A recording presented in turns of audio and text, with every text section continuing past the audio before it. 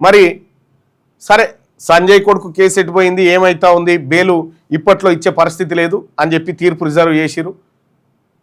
అటు ముఖ్యమంత్రి గారు ఆయన క్లియర్గా ఆయన స్టేట్మెంట్ చెప్పిండు, సంజయ్ గారు మీ కొడుకుని తెచ్చి పోలీసులకు అప్పగించని చెప్పి చెప్తా ఉన్నాడు. మరి మిగతా కేసులలో కూడా వాళ్ళ తల్లిదండ్రులు వాళ్ళ పిల్లల్ని అంటే తెచ్చి అప్పగిస్తూ ఉన్నారా?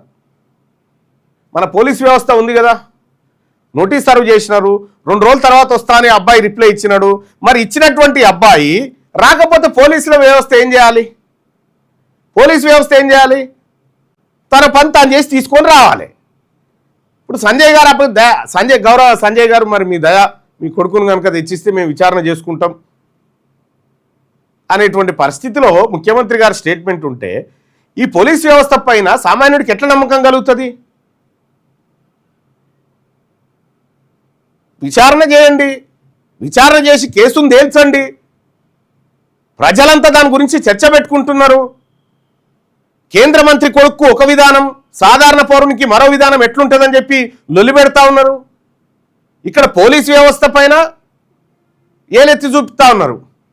ఇంకా కొంతమంది ముందడుగేసి జ్యుడిషియరీ పైన విమర్శలు చేస్తూ ఉన్నారు.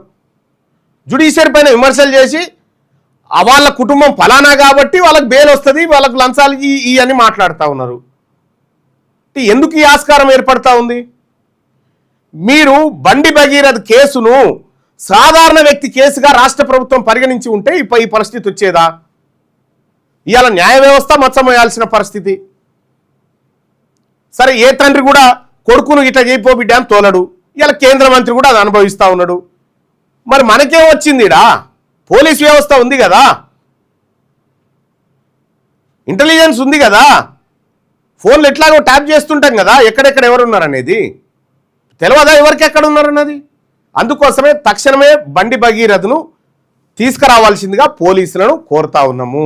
సాధారణ పౌరులకు ఇచ్చినటువంటి విధంగానే అతనికి కూడా హక్కులు ఉండాలి, స్పెషల్ హక్కులు ఉండకూడదు.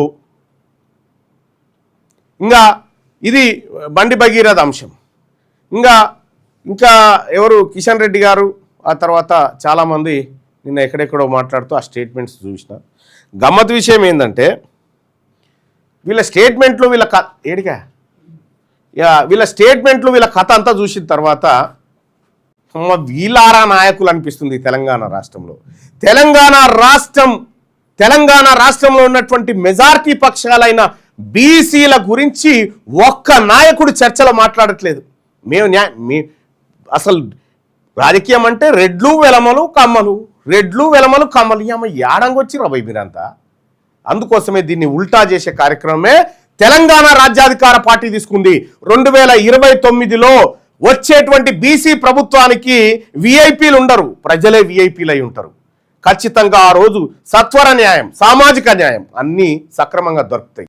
అందుకోసమే ఇవాళ బీసీ మన మారోజు వీరన్న వర్ధంతి కార్యక్రమం బహిరంగ సభ సూర్యాపేటలో జరుగుతూ ఉంది. రావాలనేటువంటి ఆకాంక్ష ఉన్నటువంటి మిత్రులంతా ఇవాళ సూర్యాపేటకు రావాల్సి, గాంధీ పార్క్ దగ్గర ఈ కార్యక్రమం జరగబోతుంది. అక్కడ రావాల్సిందిగా